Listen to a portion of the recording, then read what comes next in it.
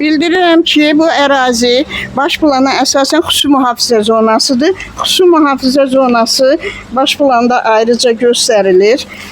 Baxın, yazır. Bu rəngə baxın, bir də bu rəngə baxın. Yazır. Xüsusi mühafizə zonası. Təsəvvür edin ki, Bayır şəhər 460 hektar sahədir. Təkcə 13,7 hektar sahə xüsusi mühafizə zonası kimi qeydə alınıb baş planda. Baş planı Alman memarlarla bizim memarlar birgə işləyiblər. Bu ərazidə 127 tarixi abidənin olmasının balaca bir məhəllədə nəzərə alaraq buranı xüsusi mühafizə zonası kimi baş planda göstəriblər. Baş planda ərazidə söküntü yoxdur. Baş planda ərazinin təmir bərpa işləri nəzərdə tutulur. Əlavə olaraq bu ərazidə biz deməli almışıq Tarix İnstitutunun arayışıdır bu. Tarix İnstitutunun arayışında bu ərazi 18-ci ildə daşnaqlarla vuruşan bir ərazidir. Bakıda iki ərazi daşnaqlarla vuruşub. Biri İçəri şəhərdir, biri də Bayır şəhər. Bu Bayır şəhərin ərazisində çoxsaylı şəhidlər verilib. Bu binaların çoxsunda göstərə bilərik. Əzaslanıbda daha çox daşnaqlara atılan güllənin izləri var. Yəni, bu cür tarixə canlı muzey sayılmalı bir ərazi bugün məhv edilməklə məhv edirlər. Kimlərinsə şəxsi maraqlarına qurban verirlər ərazini. Tarix İnstitutundan verilən sənəddə göstərilir ki, bu ərazidə 18-ci ildə nə qədər şəhidlər vermişik.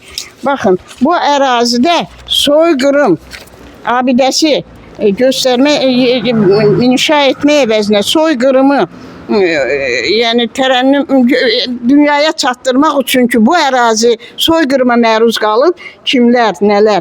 Amma bunu çox təəssüf ki, məhv elədilər. Bildirirəm ki, 98-ci ildə Heydər Əliyevin sərəncamı əsasında 31 mart soyqırım günü elan olunub.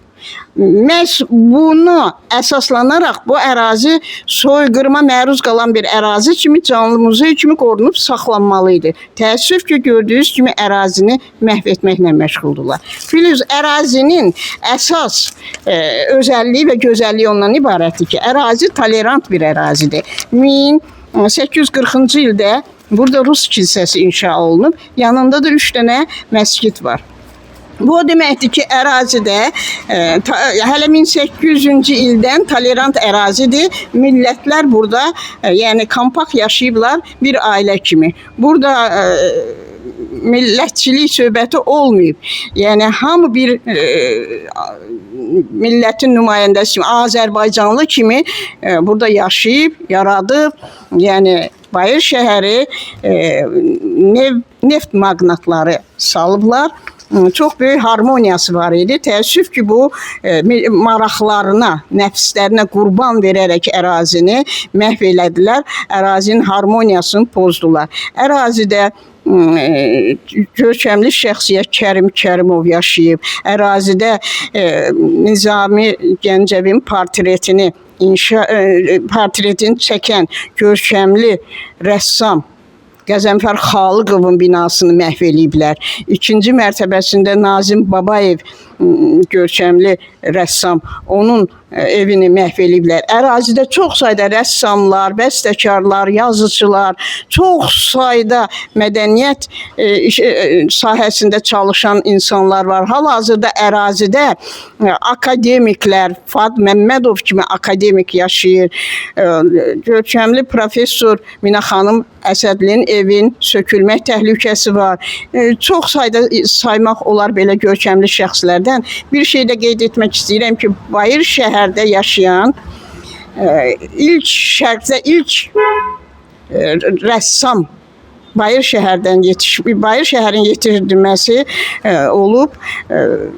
Bu ərazidə bəstəkarlar evləri, yazıçıların evləri, memarlar ittifaqı bu ərazidə yerləşir. Bu ərazinin saymaqla qutarmayan Azərbaycanın sərvətidir. Bayır şəhər nəinki Azərbaycan üçün, bütövlükdə Zaqafqaziya üçün çox önəmli bir ərazidir.